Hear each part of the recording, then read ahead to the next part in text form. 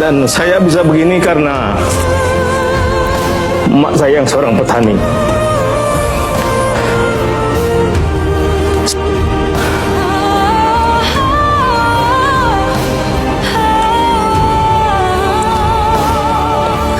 Dan saya menganggap emak itu pahlawan baik. Saya itu kan lahir di... saya kalau ingat emak itu pasti nangis.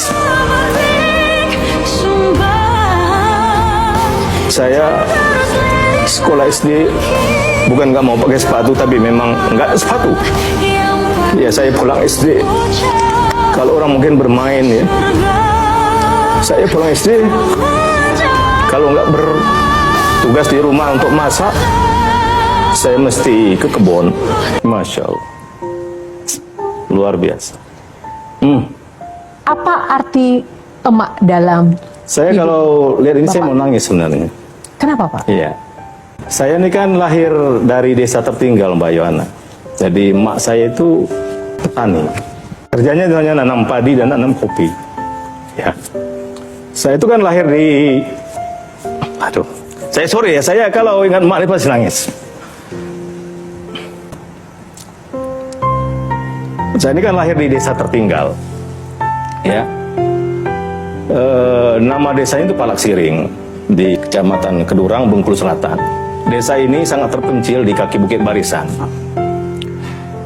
Saya lahir tahun 74, di mana saya lahir itu ya desa itu masih gelap gulita, nggak ada listrik sama sekali, tidak ada jalan aspal, tidak ada jembatan di sungainya, tidak ada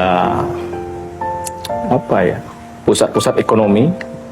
Di rumah mak saya itu nggak ada kamar mandi, tidak ada kompor untuk masak karena harus masak pakai kayu bakar.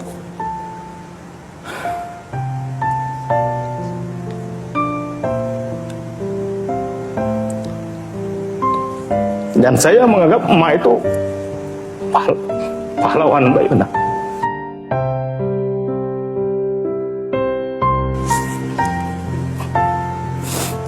Dan saya bisa begini karena emak saya yang seorang petani.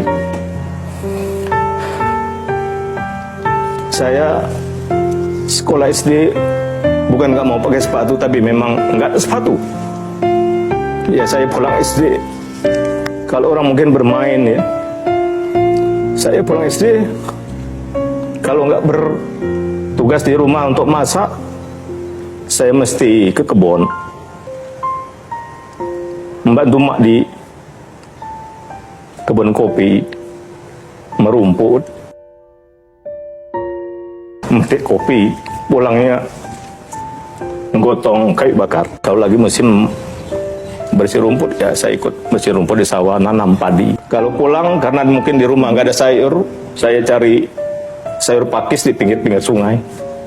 Tapi saya tidak pernah patah semangat. SMP juga saya jalan kaki dari rumah ke SD ke SMP itu 7 kilo jalan kaki, nggak ada aspal. Sungainya lumayan besar Mbak Yohana, tidak ada jembatan. Kami nyebrang sungai Mbak Olga pakai kain basahan dulu. Mas Adit sampai di seberang baru saya pakai celana sekolah. Kalau hujan ya kehujanan, nggak ada payung. Saya tahun pertama itu tidur di kebun adik emak saya, kebun jengkol, gubuk, nggak ada listrik, nggak ada kompor juga, nggak ada ini. Saya mandi di pinggir hutan setahun situ. Tahun terakhir saya kelas 3 SMA itu saya jadi marbot masjid Shirley. Saya tidur di bawah pengimaman, ada 2 lantai masjid, saya di bawah masjid, di bawah pengimaman itu, tempat sempit, nggak ada kasur juga. Tapi sekali lagi saya tidak pernah minder, tidak pernah patah semangat Mbak Yohana. Walaupun saya anak petani dari kampung, teman-teman saya di SMA itu ada yang anak kepala bank, ada yang anak pejabat, ada orang kaya. Tapi saya nggak pernah minder. Menurut saya itu orang tuanya, bukan dianya. Sama dengan saya mungkin ya bapak saya yang petani, mak saya yang petani. Tapi saya insya Allah bisa berubah. Bersinar kau bagai cahaya yang selalu beriku penerangan. Selembut sutra kasihmu kan selalu ku rasa dalam suka